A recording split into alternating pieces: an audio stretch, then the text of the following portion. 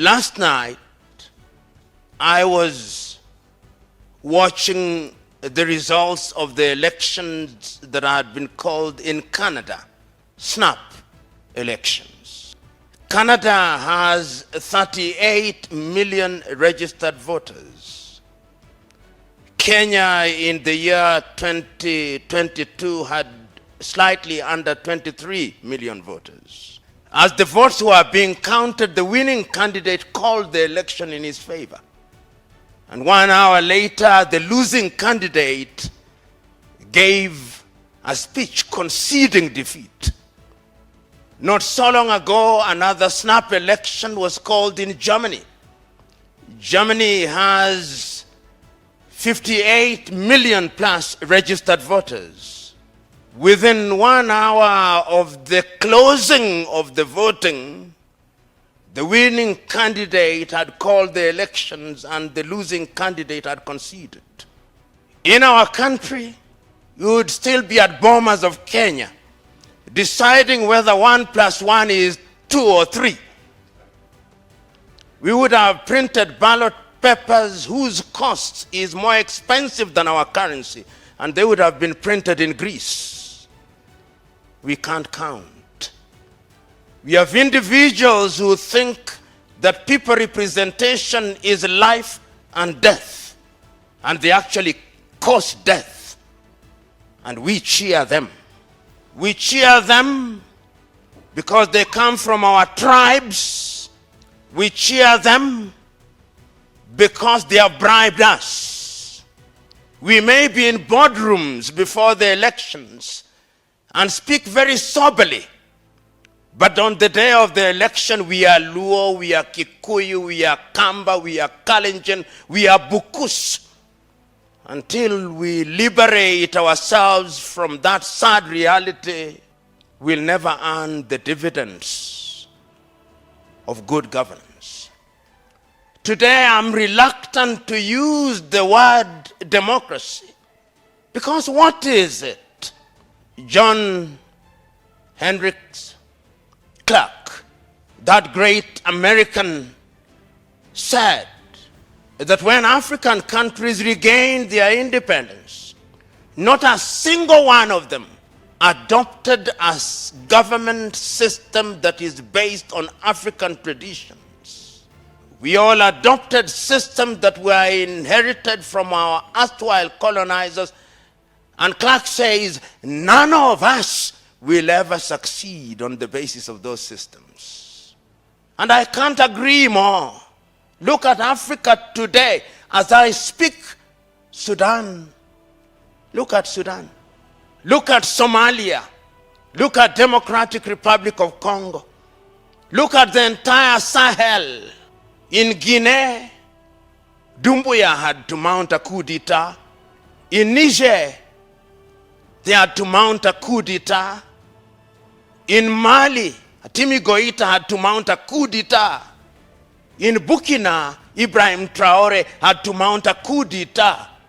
In Gabon, Nguema had to mount a coup d'etat. There may have been successful elections in Botswana and in Namibia, but those are few and far between. We must interrogate this thing we call democracy. In Kenya, the people you call leaders, don't listen to them when they are in podiums in Nairobi. No, listen to them when they are speaking in their mother tongue at funerals, when they are their true selves.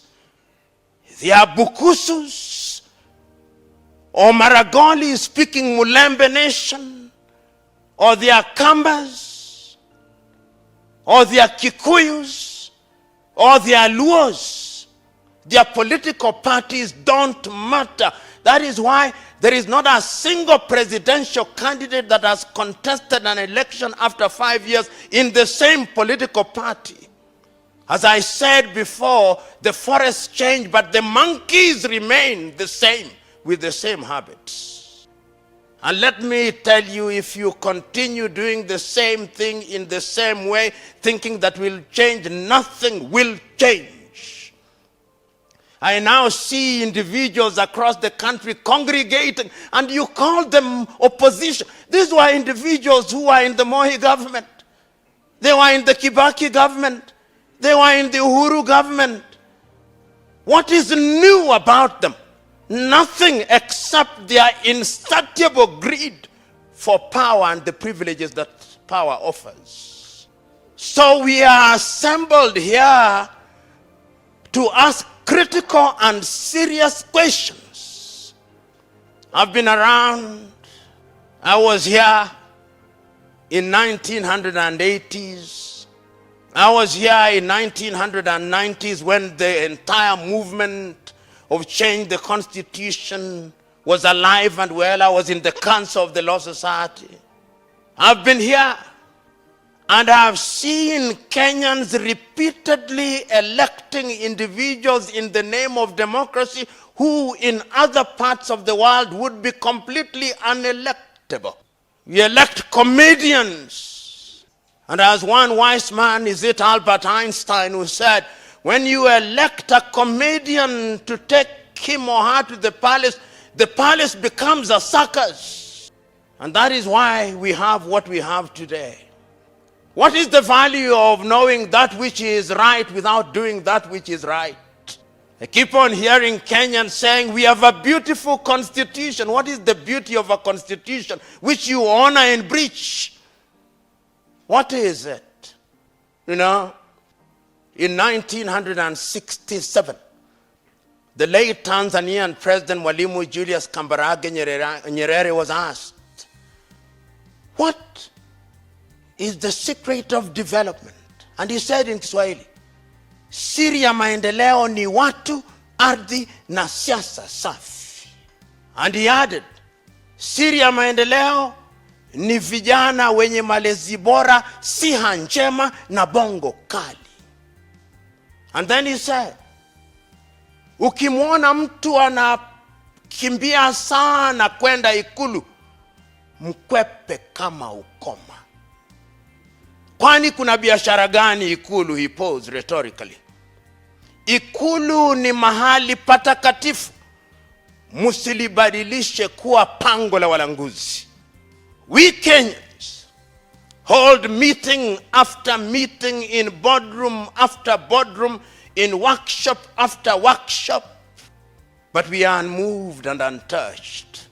The question is, when will we have our journey to Damascus? If you have an upcoming event, be it a wedding, a polite function, or even a birthday, make sure to reach out to Bouncers with Degrees. These guys are elite professionals that always deliver. In fact, let me just walk you through their catalog because it's quite extensive. So Bouncers with Degrees offer VVIP and VIP protection, escort protection. They can double up as bodyguards. They offer hotel and restaurant bouncers. They offer wedding and burial security. They offer public event security. They can even offer professional drivers if needed to pair up with the security. They offer private security, perhaps on your property or wherever it is you need them to be, they'll be there. They also offer gym instructors because the entire crew is fit. That's how you make the cut to join this team. Now, if you're in need of services from Bouncers with Degree, you can reach out to them at 0700-491-645 or 0711-206-324. Or if you're old school like myself and you prefer using emails, just so that you can have access to paper trail, you can reach out to them at bouncerwithdegree@gmail.com. Thank you for choosing David Wafula as your primary news platform.